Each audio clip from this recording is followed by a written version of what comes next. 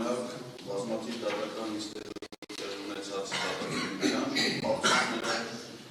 հանրային մեղադրողի կողմից ներկայացված ապացույցները, գործում առկա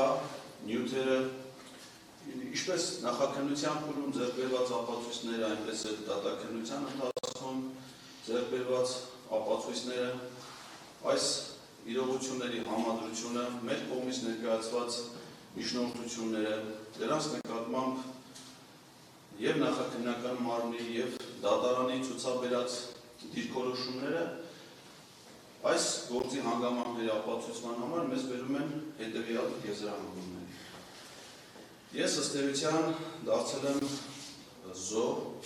երկու իմաստով, ֆիզիկական բռնության իմաստով եւ իրավական իշխանության բացակայության իմաստով։ Այսինքն իմ նկատմամբ ֆիզիկական դաժան բռնություն է գործադրվել ոչ այն նկարագրությամբ, ինչպես որ տրված է հանրային մեղադրողի կողմից, չափազանց մեղմ եւ իմ կարծիքով իրականությանը չհամապատասխանող մեղադրանքա ներկայացվել հանցագործությունը կատարած անձանց եւ նաեւ իրավական առումով եմ ես դարձել զոհ արդեն այն համակարգի, որ կոչվում է իրավապահ համակարգ։ Իսկ բոլոր ինստանցիաներով, բոլոր առումներով։ Այն, որ այս գործողությունը իմ նկատմամբ ֆիզիկական դաժան բռնությունը իրականացված անձինք հայտնաբերվել են եւ ներկայացվել են դատարան, այդ մասով թերևս որևէ կասկած օբյեկտիվի, որը չի կարող լինել, հանրային մեղադրողի ներկայացրած ապացույցները բավականին ծանրակշիռ են, բազմակողմանի են, թե առկա տեսանյութերը, թե օպերատիվ հետախուզական գործունեության կողմից տված տվյալները եւ ձեռք բերված այլ ապացույցներ, այսինքն ակնհայտ է, որ դաժան ֆիզիկական բռնությունի նկատմամբ իրականացնող անձինք հիմա նստած են դատարանի նիստերի դահլիճում, ակնհայտ է նաեւ, որ նրանց կազմակերպված հանցավոր խմբի անդամներից երրորդը, որը ոչ միայն վերել է իրանց դեպքի վայր, այլ նաև կազմակերպել է դրա տեսանկարահանումը եւ այլն, նրանք դատարանում են։ Խնդիրը այդ չի։ Խնդիրը այն է, որ այս հանցագործությունը ավելի լայն ընդգրկում ունի եւ դա ինձ համար ակնհայտ է, որը այդպես էլ ոչ նախաքննական մարմինն է, ջանքեր գործադրել բացահայտելու եւ ոչ էլ ցավոք սրտի դատարանի դիրքորոշումները հնարավորություն կտային չտվեցին մեզ, որպեսզի մենք գնանք այդ ճանապարհով, այսինքն հասկանալու համար, թե ինչ որն է եղել շարժառիթները այս մարդկանց կողմից իրականացնելու քաղաքացու նկատմամբ սպանության փորձ, չեն հասցել իրենց նպատակին իրենցից անկախ հանգամանքներից ելնելով։ Ես ակնհայտ է ցավոք սրտի մեղադրական եզրակացության մեջ դա նշված չի, որ իմ նկատմամբ այս դռնությունը իրագործվել է իմ հասարակական քաղաքական գործունեության հանգամանքներով պայմանավորված, որովհետև որևէ այլ բան չկա ապացույցների մեջ, այսինքն բռնություն գործադրած մարդկանց հետ իմ երբևէ ունեցած որևէ տիպի առնչություններ, անձնական հարաբերություններ, ընտանեկան հարաբերություններ, կենցաղային, ֆինանսական, նյութական, գույքային այլ գոյություն չեն ունեցել։ Եվ օպերատիվ հետախուզական տվյալներ ազգային անվտանգության ծառայության կողմից տված նույնպես դրա մասին վկայում են, հետևաբար հարց առաջանում, ինչը պետք է հանդիսանար որևէ մարդու մոտ մոտիվացիա դարանակալել, խումբ ստեղծել, խմբի մեջ դերաբաժանում անել եւ գնալ ու մարդու նկատմամբ նման դաժան վերաբերմունք ցուցաբերել, եթե այդ մարդը որևէ առողջություն չունես, նույնիսկ դեպքի օրը, դեպքի ժամանակ որևէ իրադարձություն չի եղել, վիճաբանություն, ասենք լինում են նման դեպքեր, որ մարդիկ մի սրահում հարբած, ինչ-որ ալկոհոլի ազդեցության տակ, վիճաբանում են, վերածում է դա ձեզ կրտուկ եւ այլն։ Ակնհայտ է, որ նման բաները չի եղել, այսինքն դա պայմանավորված է եղել բացառապես իմ հասարակական գործունեությամբ։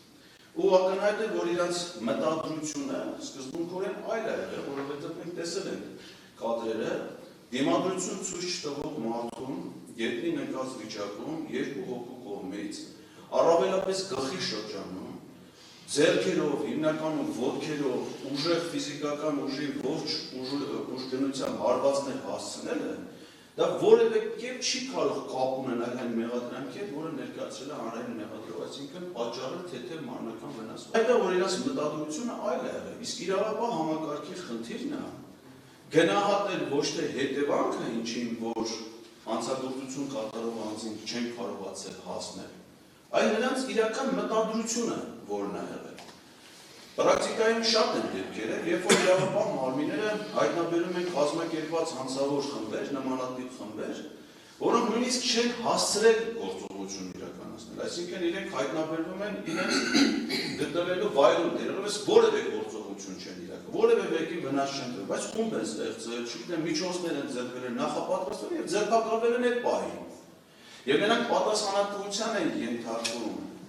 ոչ թե ինչ-որ մեկին թեթև կամ ծանր մարմնական վնասվածք հասցնելով, այլ իրենց իրական մտադրության համար։ Եթե մի ուրիշ դեպքում, ասենք, ձեռք են բերում զենք, միջոց, եթե կրակում են մարդու ուղղությամբ եւ չի կպնում։ Ներողություն եմ խնդրում հարգելի դժվար, եզրափակիչ ելույթներում փորձում են անընդհատ չմիջամտել խոսքին, բայց դատականիստի եզրափակիչ ելույթները պետք է կառուցվեն բացառապես այն փաստերի, այն ապացույցների վրա, որոնք որ հետազոտվել են դատականիստի ընթացքում։ Այլ հանգամանքների անդրադառնալ որպես այդպեսին չի թույլատրվում այս բունում, խնդրեմ ձեր խոսքը կառուցեք եզրափակիչ ելույթներում բացառապես այն ապացույցների եւ հետազոտված ապացույցների թույլատրելի ապացույցների վրա, որը որ հետազոտվել է դատականիստի ընթացքում եւ քննարկման առարկա դարձվել դատականիստի ընթացքում։ Շնորհակալ եմ, ես ճիշտ ասած անում, ուղղակի համեմատությունների մեջ ուզում եմ ցույց տալ վերադառնալով, այսինքն կարճ համեմատություններ են հասկանալու համար էլություն։ Այսինքն, եթե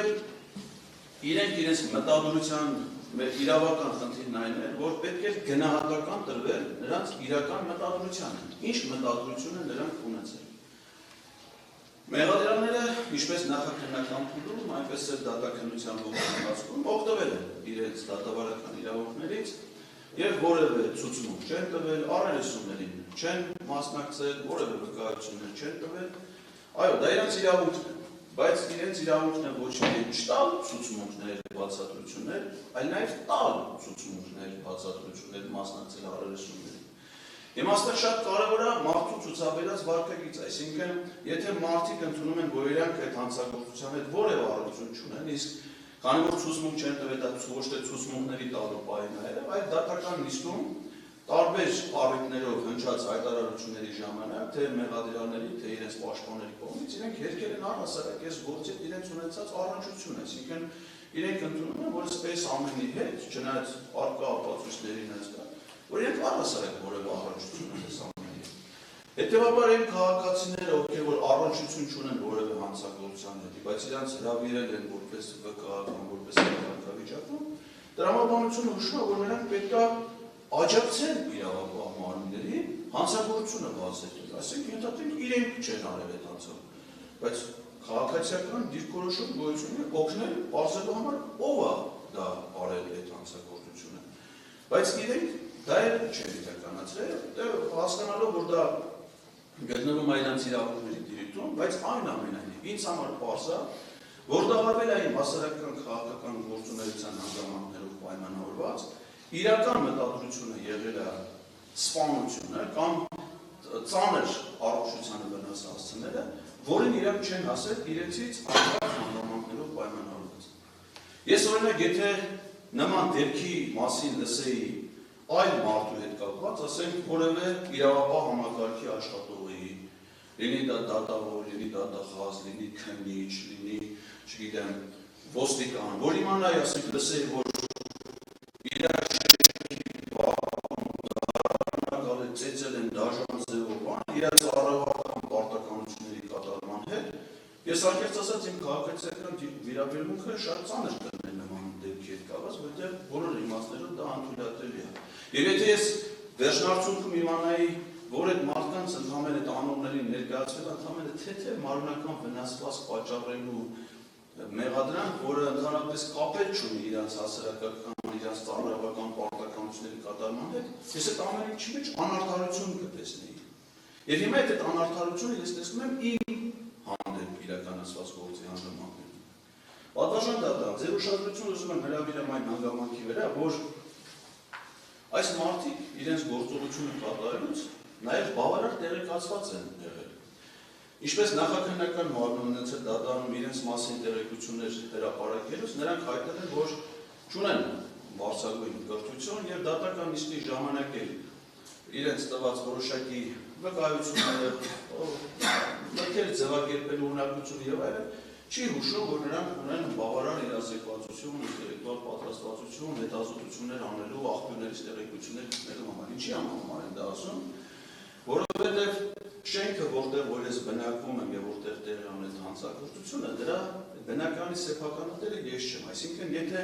նրանք նույնիսկ իմ մասին տեղեկություններ փորձեին գտնել որևէ բաց աղբյուրներից, ասենք գույքի եկամուտների հայտարարությունից, կատաստրի կոմիտեից, նրանք կիմանային, որ ասենք իմ անունով գրանցված սեփականություն կա Վայոց ձորի մարզի Ազատեք գյուղում կամ Երևան քաղաքում, բայց այլ հասցեում։ Այդ բնականի սեփականատերը հասցե եղել է իմ քույրը պահին։ Եթե ընտրողների ռեգիստրից փորձեին պարզել իմ բնակության վայրի տեղեկությունները, ապա ես այդ պահին հաշվառված էի Վայոց ձորի մարզի Ջերմուկ քաղաքում, այլ ոչ Երևան քաղաքում։ Հետևաբար հարց առաջանում, այդ մարդիկ որտեղից են իմացել, որ ես բնակվում եմ Երևան քաղաքի այդ հասցեն, որտեղ իրականացել են հանցագործությունը։ Դա հնարավոր էր ձեռք բերել այդ կարգի տեղեկություններ միայն օպերատիվ հետախուզական գործունեության արդյունքում։ Օպերատիվ հետախուզական գործունեության իրավասու մարմինները օպերատիվ հետախուզական գործունեության մասին օրենքով խիստ որոշակի են եւ այդպիսի մարմիններից են հանդիսանում օրինակ Հայաստանի Հանրապետության ոստիկանությունը, որը որ հանցագործության կատարման պահին ըստ կառավարության կառուցվածքի գործունեության վարչի մասին օրենքով եղել է վարչապետին ենթակա մարմին,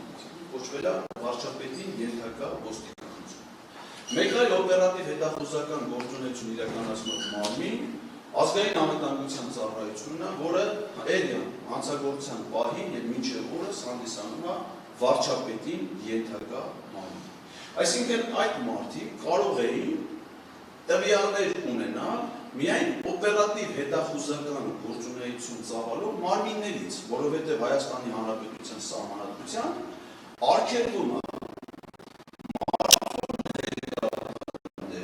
մարդու մասին հավաքագրել անձնական բնույթի տեղեկություններ եւ այլն։ Եթե տեղեկությունները իրենք են հավաքագրել ինչ-որ աղբյուրներից, մեղադրական եզրանկացության մեջ, մեղադրանքի մեջ նրանց նման մեղադրանք չի ներկայացվել ընդհանրապես, որ նրանք հետապնդել են մարդուն։ Նախաքննական մարմինը որևէ ջանք չի գործադրել պարզելու համար, թե նրանց որտեղից կարող էին հասանելի լինել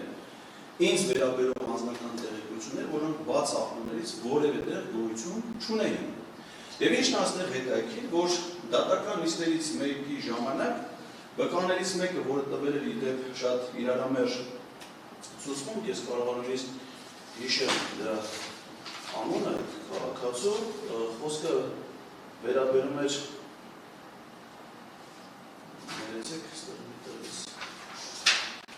այն հիմա Ալեքսանդր Մկրտչյան, որը հանցագործության պահին եղել է Շենգամի վարչական շրջանի աշխատակազմի աշխատակից, ինքը մի շատ հետաքրքիր վկայություն տվեց դատարանում, ասելով, որ դեպքի օրը իրեն հրավիրել են ազգային անվտանգության ծառայություն, նշելով նաև կոնկրետ հասցեն, այսինքն վարչական շենքի 3-րդ հարկ։ Դա ճշգրիտ հասցե է, որովհետև Շենգավիթ վարչական շրջանի ղեկավարի աշխատակազմի շենքի վարչական շենքի 3-րդ հարկում տեղակայված է ազգային անվտանգության ծառայության Երևան քաղաքի վարչության Շենգավիթի բաժինը։ Այսինքն նրա այցելությունը ազգային անվտանգության ծառայություն հարցեր է առաջացնում, առավել ևս որ այդ մարմինը ունի վարչապետին ու ենթակայության կարգավիճակ, որովհետև մենք ի սկզբանե հանցագործության կատարման օրվանից սկսած մինչև վերջին պահը ես ողջամիտ կասկած եմ ներկայացրել, որ այս հանցագործության պատվիրատուների ցանկում է Հայաստանի վարչապետը, պայմանավորված իմ հասարակական, քաղաքական գործունեության հանգամանքներով, ինչը որևէ կերպ նա ոչ նախաքննական մարմինն է գործողություններ իրականացրել դա պարզելու, հերքելու կամ հաստատելու համար, ցավոք սրտի նաև այդ կապակցությամբ միջնորդությունները մերժվել են նաև դատարանում որպես վարույթ իրականացնող մարմին, եւ արդյունքում մենք դրա պատասխանը չենք ստացել։ Այսինքն ստացվում է, որ այս հանցագործությունը, որը ակնհայտորեն երկու մաս ունի, պատվիրատու եւ իրականացնող, պատվիրատուների մասով ընդհանրապես նախաքննությունը եւ դատաքննությունը մնաց լուրջ, անհաղորդ բոլոր իմաստներով։ Բայց դեպքում տրամաբանական հարց առաջանում։ Ինչն է շարժառիթը, որը ստիպել է այդ մարդկանց անծանոթ մարդու նկատմամբ իրականացնել դաժան բռնություն, այդ ձևով չունենալը որևէ շարժառիթ։ Իսկ դա չափազանց կարևոր է, որովհետև հանցագործության պատվիրատուներին բացահայտելը ոչ միայն կարող է մեղմացնել հանցագործությունը կատարողների բացահայտել իրական հանցագործներին, պատվիրատուներին,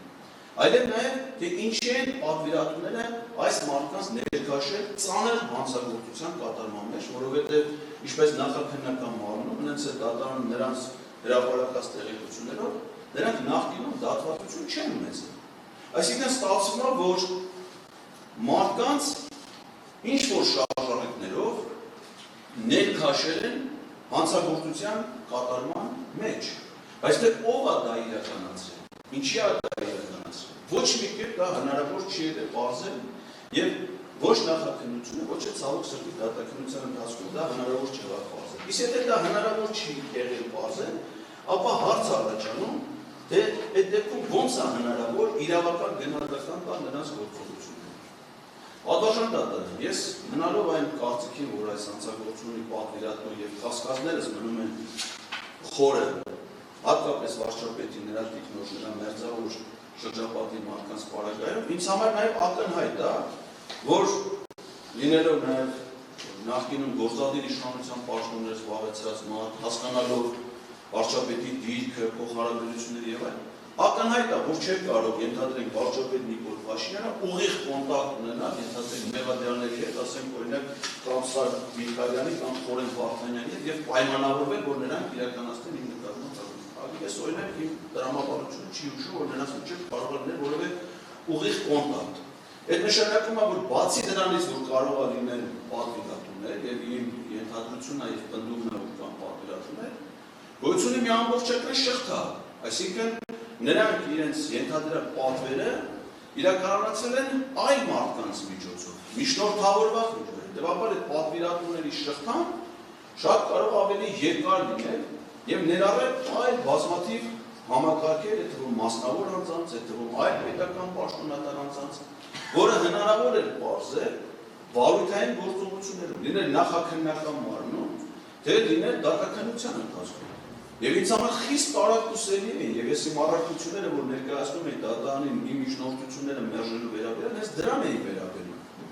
Ասենք օրինակ, ոնց կարող է չհետաքրքրի արդարադատության շահով առաջնորդող որևէ պաշտոնյայի, թե ոնց է եղել, որ որևէ տեղ չաշխատող, կայուն եկամուտներ չունեցող մարդը դեպքից ընդամենը 20 օր առաջ ձեռք է բերում Opel Magnishi մեքենան, որը ըստ էության հանցագործության գործիք է։ Եվ ձեռք է բերում այդ մեքենան 200,000 դրամ արժեքով, այն դեպքում, երբ որ հիմա Հայաստանում ավտոմեքենաների վաճառքով հասանելի տեղեկատվական որևէ աղբյուրով, լինի լիստեր, չգիտեմ, ավտոմեքենաների վաճառքի այդ կայքեր, այդ տարեթվի, այդ պարամետրերի 200,000 դրամանոց Opel գոյություն չունի։ Նորից եմ ներողություն խնդրում, արգելի դուժուկ։ Այն նշում եք հանգամանքներ, դրանց վերաբերյալ դատաքննության ընթացքում ներկայացումներ, քննարկման առարկա դարձվել, այն հանգամանքները, որոնք որ ներկայացվել են եւ մերժվել են, դրանք չեն հանդիսանում ապացույցներ, որոնք հետազոտվել են դատական նիստի ընթացքում։ Խնդրում եմ խոսքը ձևակերպել բացառապես հետազոտված ապացույցների շրջանակում, քանի որ դատավարությունը դա է պահանջում։ Շնորհակալություն Պատվաշան դատարան ապացույց է նայել, որ այդ ապացույցը չի հետազոտվել։ Եվ ես հիմա իմ եզրահանգումն եմ անում դրա վերաբերյալ, այսինքն մենք ինչի ենք հանգել, ինչի ուր ենք եկել հանգել, որովհետև ըստ այսինքն եթե ստացվում է, որ ձեր դիտողությունից այսպես ասենք, որ ես կաշկանդված պետք է լինեմ իմ մոտեցումները եւ ինքս ինձ պաշտպանելու հարցում քննիչի կամ հանրային մեղադրողի որոշումներով։ Ես իրավունք չունեմ սեփական դատողություններ ունենալ, տրամաբանական կապեր գտնել, իրավունք չունեմ այդ կապերում հիմնավորումներ գտնել։ Ես կարծում եմ, որ ես այդ իրավունք ունեմ եւ հիմա ի վերջո կարծում եմ, որ դատարանը պետք է հետաքրքիր լինի վերջնական վերդիկտ կայացնելուց, նաեւ այդ տրամաբանական կապերը գոնե լսել, որովհետեւ որոշում կայացնելուց, եթե նույնիսկ ինչ-որ մի պահի դատարանը այդ դիրքորոշումը արտահայտել է, ենթադրենք մերժելու համար ներկայացված միջնորդությունը, ես կարծում եմ, որ վերջնական վճիռը կայացնելուց խորհրդակցական սենյակում դատարանը պատշաճ ժամանակ ունի այս գործի ամբողջական ամփոփումը վերստին անցնելու, նյութերին ծանոթանալու եւ այդ համադրության արդյունքում վճիռ կայացնելու համար եւ իմ ելույթը միտված է դրան պատասխանել։ Հիմա ակնհայտ է, որ իմ խորին համոզմամբ այդ մեքենան ձեռք է բերվել իմ կարծիքով, այդ իմ կասկածները պատվիրատուի կողմից։ Եվ հետաքրքիր է գինը, թե ինչի է տեղի 200,000 դրամ, որովհետև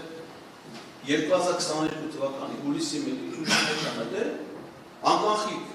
գործառնությունների մասին օրենքը, որով 300,000 դրամից ավել ենթադրում է բանկային փոխանցումներ։ Բայց ցավոք սրտի մեզ դարձել չհաջողվեց բացել այդ մեքենան հիմա կա, թե չկա, վաճառվել է, թե չի վաճառվել։ Այսինքն ինչ ասում, որ կարելի է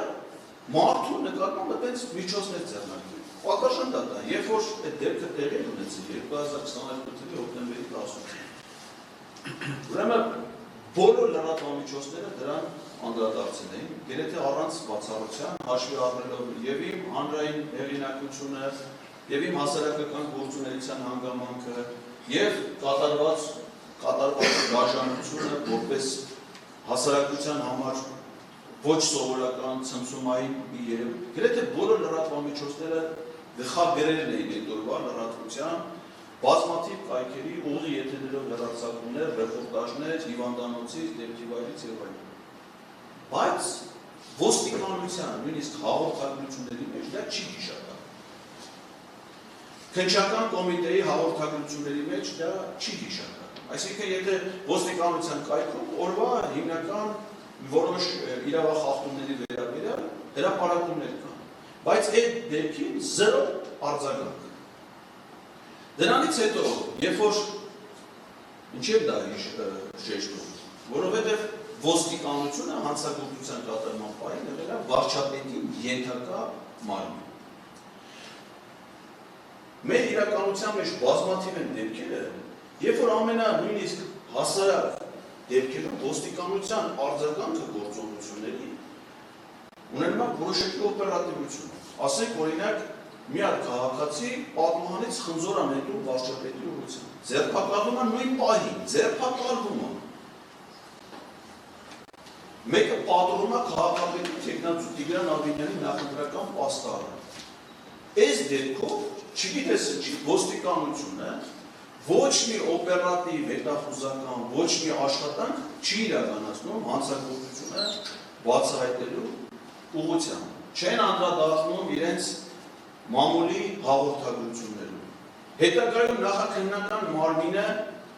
օպերատիվ հետախուզական գործունեություն իրականացնելու հանձնարարական է տալի ոստիկանության Երևան քաղաքի վարչության Շենգավիթի բաժնին, Երևան քաղաքի վարչության։ Մինչ օրս այդ հանձնարարականը չի կատարվել։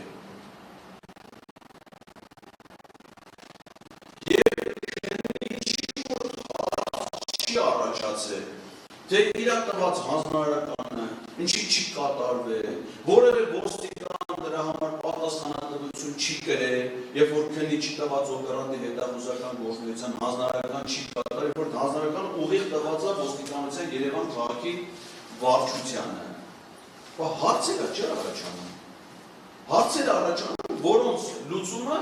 ես չեմ գտել։ Չնայած բազմաթիվ միջնորդություններին, ոչ նախաքննական մարմինը, ցավոք սրտի ոչ էլ դատարանում։ Եվ իմ ելույթի սկզբում, որ ասում եմ, որ ես զոհ եմ ոչ միայն ֆիզիկական բռնության, այլ նաև իրավական համակարգի։ Ես դա նկատում եմ, որ իրավունքի պաշտպանության հնարավորությունից ես զրկված եմ։ Այսինքն հիմա ինչ ասում, եթե ես իմ դիրքորոշումները չարտահայտեմ, որևէ բան չխոսենք, չասենք, կստացվի, որ ըստ մեղադրական եզրակացության մի մարդու պատճառվել է թեթև մարմնական վնասվածք։ Թե ով այդ մարդը, ինչի այդ վնասվածքը պատճառ է, ովքեր են պատճառ է, ինչ շահադատվածություն են ունեցել դա անելու, կապ ունի այդ մարդու հասարակական քաղաքական գործունեության հետ, իրական մտադրությունը որն է, դրա ոչ մի չի ուզում անդրադառնալ։ Այն դեպքում, երբ որ մենք դատարանում լսել ենք վկայություններ, մասնավորապես Աշոտ Դավակայանի տված ցուցմունքը, որը ըստ վկաներից ամենաարժեքավոր ցուցմունքներից մեկն է, որովհետև իր գալուց հետո է դադարեցվել իր նկատմամբ բռնությունը, իր գալու պահին է դադարեցվել, եւ այդ մարդը դատարանում վկայություն է տվել, ասում է, տեսա որ սպանում էին, ասում է մոտենալուց ասում էին, ինչ եք սպանում այդ մարդը, այսինքն անկողմնակալ դիտորդի մոտ կարծիք է առաջացել, որ այնտեղ թեթև մարմնական վնասվածք չեն պատճառում մարդուն, սպանում են։ Ընդ որում Աշոտ Դավակայանը ասել է, որ այն մարդը, որ կամերայի վրա գործ էր անում, վերևից նայում, ասում են, դե մարդ են սպանում, այսինքն երկրորդ մարդը կա, անկողմնակալ դիտորդ, որի մոտ տպավորություն է եղել, որ մարդ են սպանում, իսկ մեղադրական եզրակացության մեջ նման բան քննարկումը չէ, թեթև մարմնական վնասվածք է պատճառվել։ Դա էլ ինչի համար ես մտադրությունը ինչ է եղել, դες թեթև մարմնական վնասվածք պատճառել։ Այսինքն հիմա պիտի դատարանը իրավական գնահատական տա, դրան ինչ չի հաջողվել անել, թե ինչ մտադրություն են ունեցել այդ մարդիկ։ Իսկ մտադրությունը ակնհայտ է, չէ՞։ Բայց եկել են դարանակալել են, խումբ են ստեղծել, միջոց են ձեռք բերել։ Այս ամեն ինչը խիստ կազմակերպված բնույթ է կրել։ Որտեղից են այդ մարդիկ իրար ճանաչել, որտեղից են այդ մարդիկ դատարանում ասում են, որ մենք իրար հետ որևէ կապ չունենք։ Վարորդը ասում է, ես ընդամենը տաքսիստ եմ եղել, իմ փողն էլ չեն տվել, ես իրանց հետ ոչ մի կապ չունեմ։ Իրա պաշտպանն ասում է, մենք չգիտենք ընդհանրապես մեզ ինչի են բերել, դատարան կարող գործ որ բերել, էլի, դա անտերյալ մարդիկ։ Բայց պարզված եւ սուտ վկայություն են տալի դատարանը։ Այսինքն ապացույցները ցույց է տալի, որ հեռախոսի մեջ նկարներ կա, որ իրանք իրարից տեղյակ են, նույնիսկ հիմա են իրարից տեղյակ, թե ում են տանում հիվանդանոց, շտապօգնությունով են տարել, թե առանց շտապօգնության են տարել, մի պաշտպանը տեղյակ է ու պաշտպանից ուրիշներ դատական գործ ունի, թե չունի, բոլորը իրարից տեղյակ, բոլորը իրար, բայց նախնականանում, որ ոչ մի ձևով իրար հետ կապ չունեն եւ այլն։ Այս ամեն ինչն էլ վկայություն են բաների, որ մենք գործ ունենք շատ ավելի մեծ խմբի հետ, որը իմ պատկերացումներով սկսել է հանցագործության պլանավորումից, միջոցներ ձեռք բերումից, դրա համար ֆինանսական միջոցներ հատկացնելուց, մինչև իրագործում եւ պաշտպանություն։ Այդ ամեն ինչը մի ամբողջական համակարգ է։ Հիմա ես մենակով ոնց պիտի այդ ամենի դեմ պայքարեմ։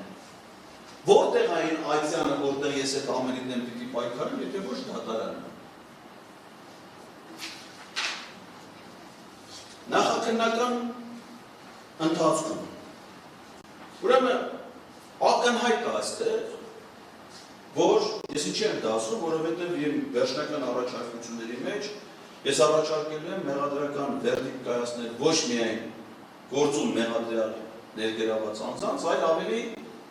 մեծ կազմով մարդկանց նկատմամբ, որովհետև ստեղծան ապացույցները կամ որոշ դեպքերում օրինակ, երբ որ դատարանը մերժեց մեր միջնորդությունը, իմ ընկալումներում դարեց այն պատճառը, որ դատարանը իմ կարծիքը արդեն համարել է հիմնավոր եւ լրացուցիչ կարիք չի զգացել։ Այսինքն այն որ նախաքննություն իրականացնող քննիչ Արգամ Դալլաքյանի գործողություններում կան ենթադրյալ հանցանքի տարեր, եւ ես միջնորդություն էի ներկայացրել, որպեսզի նա այս գործում ներգրավի որպես վկա եւ բացատրություններ տա դատարանի պատասխանի մեր հարցերին իր գործողությունների հետ կապված, այն որ դատարանը մերժեց այդ միջնորդությունը, իմ ընկալումներում դա այն պատճառով է, որ դատարանի համար այս գործունեությունների արդեն հիմնավորը Արգամ Դալլաքյանի ենթադրյալ հանցագործություն կատարած լինելու փաստը, հետևաբար դա լրացուցիչ ուսումնասիրության կարիք չունի։ Կառուցեք, դատարանը ինչ է մտածել, ինչ է նկատի ունեցել, այդ դատական ակտով դատարանը կանրադառնա։ Ես դրա համար հիմա ներկայացնում եմ այդ ենթադրյալ հանցանքի հանգամանքները, որովհետեւ դատարանը վերջնական վճիռը կայացնելուց դա հաշվի առնի։ Ասենք օրինակ Արգամ Դալլաքյանի նկատմամբ ինչ մեղադրական դեր կայացան շատ։ Որովհետև նրա գործողություններում անցանքի տարերը ակնհայտ են։ Այն իսկ պատճառով, որով որ արձանագրված է գործի նյութերում։ Ուրեմն, երբ որ նախաձեռնվել է քրեական վարույթը, դա եղել է հոկտեմբերի 18-ին։ Քրեական վարույթը նախաձեռնել է Քննչական կոմիտեի Երևան քաղաքի վարչության Շենգավիթի բաժնի քննիչը։ Նույն օրը գործի նյութերում առկա է, որ Երևան քաղաքի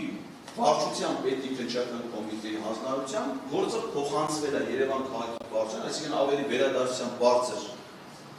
մարմին քննչական կոմիտեի եւ հանձնվել է ծանր քննության բաժին։ Թե որոնք են համարվում ծանր հանցագործություններ, դա քրեական օրենսգիրքը հստակ սահմանում է այն հանցագործությունների տեսակները, որոնք համարվում են ծանր հանցագործություններ։ Հետևաբար քննչական կոմիտեն, որ ունի բազմաթիվ ստորաբաժանումներ, ունի ստորաբաժանում, որը զբաղվում է արդեն ենթադրյալ ծանր հանցագործություն, այսինքն օբյեկտիվորեն առաջի տպավորության ողջ իրավապահ համակարգում արձանագրում է եղել, որ կատարված է ծանր հանցագործություն է։ Հակառակ դեպքում դա կթողնեն քննության այն ստորաբաժանում, որտեղ նույն լիազորությունը, քննիչի լիազորությունը ծանր հանցագործությունների բաժնում, թե Շենգավիթի բաժնում նույնն է։ Պաշտոնի տեսակը նույնն է, լիազորությունները նույնն են։ Այսինքն ի սկզբանե է գնահատվել, որ հանցանքը առաջի օբյեկտիվ գնահատումներով իր բնույթով ծանր հանցագործություն է։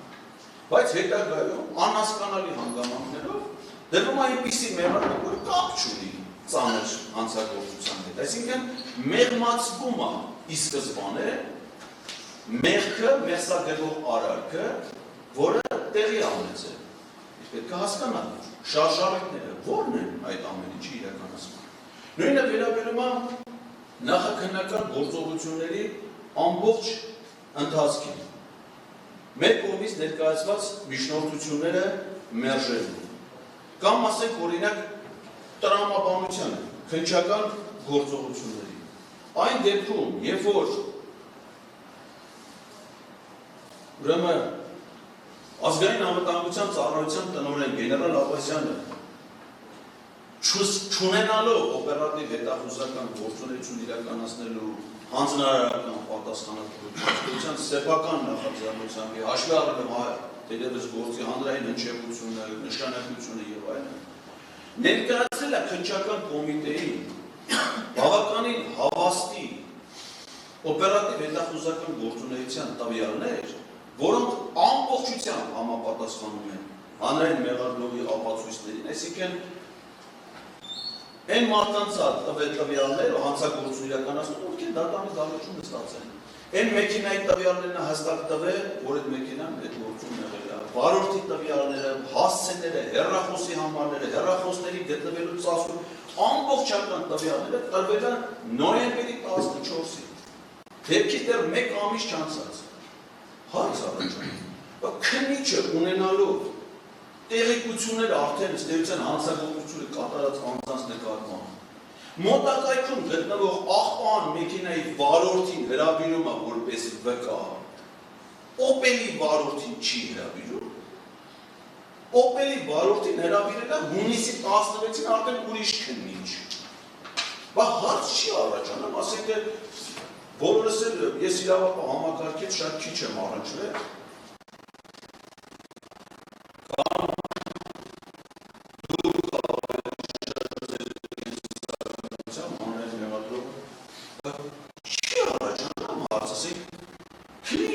որոշում չի կայացնում, գոնե վկայի կարգով, եթե տարածքում բոլոր մեքենաների վարորդներին, աղբանության աշխատակցին հրավիրում է, այդ ընթացքում գնում է Coca-Cola-ի աշխատողներին է հրավիրում որպես վկա։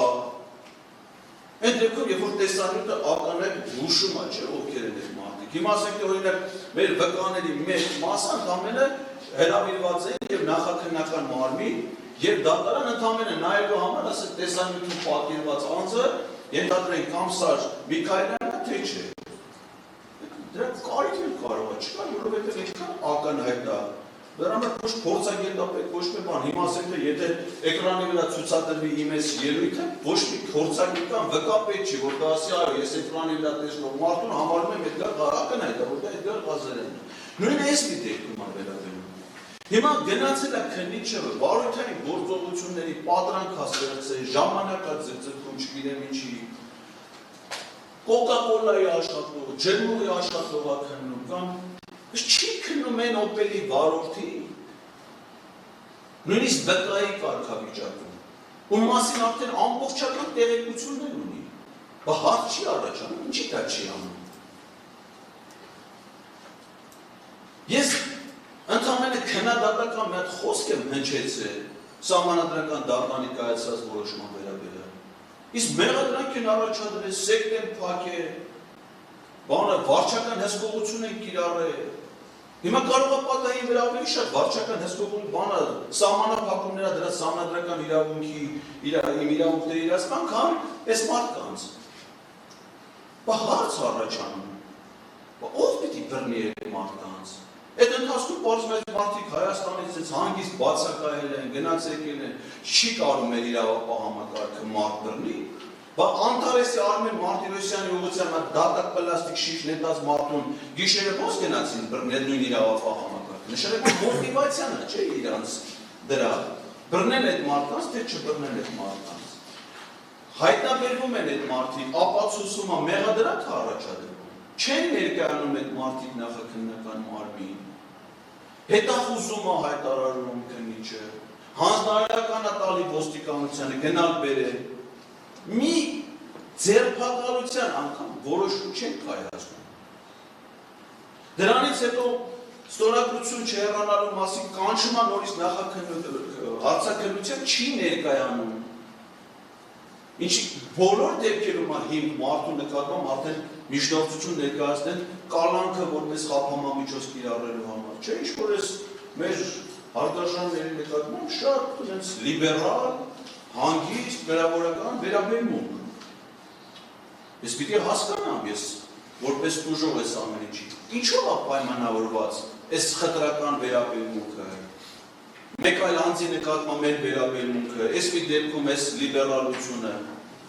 միգուցե ներքաշված է մեր հարգարժան Տարբակյանը խմբի կազմում, իր պաշտոնական դիրքը օգտագործելով նկատելի դժոխ նորից պետք է ձեզ ընդհատեմ, ամեն ինչից խոսացիք այս ընթացքում, բացի այն ապացույցներից եւ այն հետազոտված ապացույցներից, որոնցով ըստ ձեզ մեղքը ապացուցվում է։ Ամեն ինչից պատմում եք, այլ դեպքեր, այլ իրավիճակներ, մի խոսքով համադրումներ եք անում։ Այս եզրափակիչ ելույթի դրամաբանությունը այն է, որ հետազոտված ապացույցների հիման վրա կողմերը հստակ նշելով ապացույցները նշեն,